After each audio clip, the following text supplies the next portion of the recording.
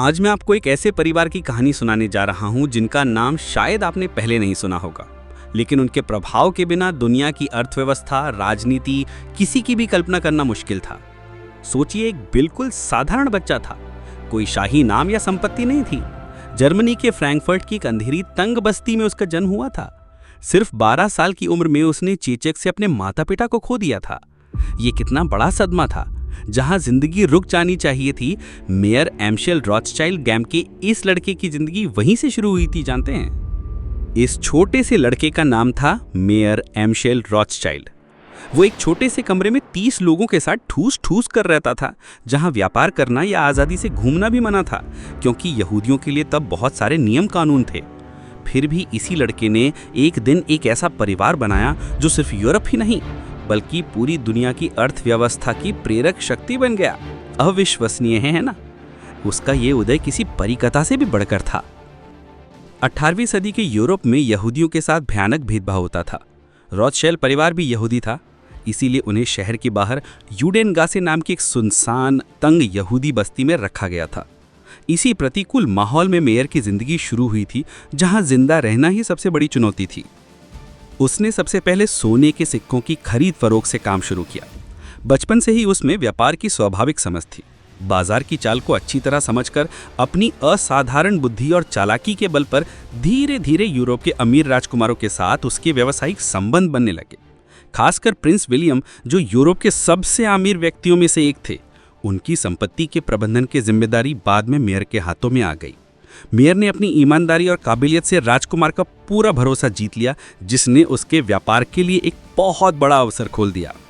लेकिन मेयर जानता था कि व्यक्तिगत समलता लंबे समय तक नहीं टिकती, इसीलिए उसने एक ऐसा साम्राज्य बनाना चाहा जो एक सदी से भी ज्यादा समय तक चले और पीढ़ी दर पीढ़ी उसका प्रभाव बना रहे। उसने एक ऐसी कारोबारी रणनीति अपनाई जिसे आज की इन्वेस्टिंग की दुनिया में फ्रंट रनिंग के नाम से जाना जाता है। इसकी टेक्निक बहुत सरल थी।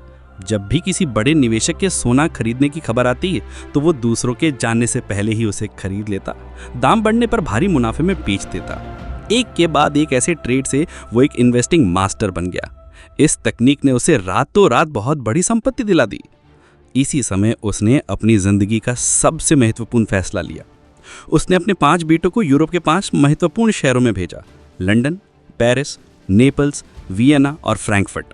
मकसद सिर्फ एक था, पूरे यूरोप में एक ऐसा बैंकिंग नेटवर्क बनाना जो एक दूसरे से जुड़ा हो लेकिन बाहरी दुनिया को पता न चले।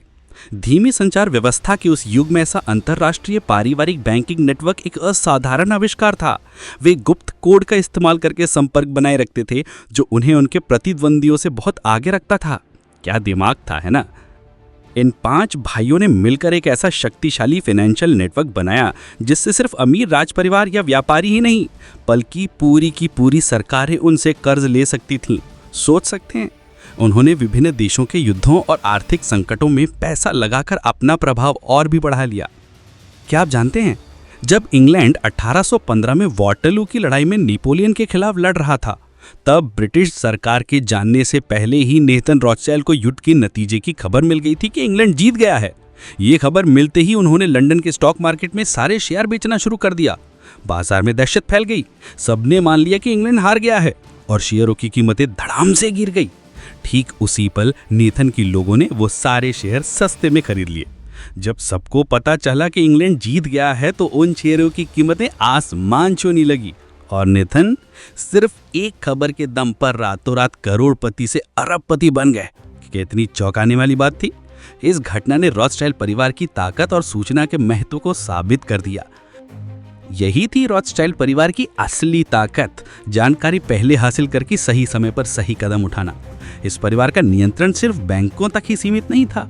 उन्होंने रेल, तेल, सोने के खदानें, यहाँ तक कि इंडियन रेलवे में भी निवेश किया था। दूरदर्शी निवेश के माध्यम से उन्होंने अपने साम्राज्य को और भी मजबूत बनाया। उनके कर्जों से देश के देश बने, औद्योगिक क्रांति का पहिया घूमा। यहाँ तक कि 1825 में जब बैंक ऑफ इंग्लैंड दिवालिया होने की कगार पर था, तब रॉथस्चाइल्ड परिवार ही उसका रक्षक बना था। 19वीं सदी से 20वीं सदी तक IMF से पहले वे ही यूरोप की सरकारों के ग्लोबल फाइनेंसर थे। वे विभिन्न देशों के बजट घाटे को पूरा करने और आर्थिक स्थिरता बनाए रखने में मदद करते थे, जिससे उनका राजनीतिक प्रभाव भी बढ़ता गया। और आज वे दुनिया के 1800 से भी ज्यादा महलों में रहते हैं। उनकी संपत्ति इतनी ज्यादा है कि वो चाहे तो अंबानी के घर जैसे कई आलीशान घर बना सकते हैं। उसके बाद भी उनके बैंक अकाउंट में अरबों डॉलर पड़े रहेंगे। उनकी संपत्ति विशाल है जिसका अनुमान लगाना भी मुश्किल है। आज की बिल गेट्स या एलन मस्क जैसे अरबपतियों के बारे में सोचिए, जिन्होंने टेक्नोलॉजी या नए उद्योगों में क्रांति लाई है। रॉथस्टाइल्ड परिवार भी अपने समय में उतना ही प्रभावशाली था, लेकिन उनका प्रभाव और भी ज्यादा गहरा था, सीधे तौर पर सरकारों की नीतियों को तय करने में। और हैरानी की बात यह है कि ये परिवार आज भी गुप्त रूप से दुनिया के राजनीति, अर्थव्यवस्था और सत्ता के केंद्र में मौजूद है। वे सुर्खियों में आए बिना पर्दे के पीछे से कई महत्वपूर्ण निर्णय और वित्तीय लेन देन को नियंत्रित करते हैं। उनकी ये गोपनीयता और पारिवारिक एकता ही इतने लंबे समय तक टिके रहने का एक मुख्य कारण है।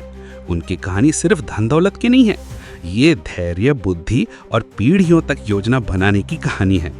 और इस सब की शुरुआत हुई थी एक छोटे से लड़के से, जो कभी 30 लोगों के साथ एक छोटे से कमरे में ठूस ठूस कर रहता था।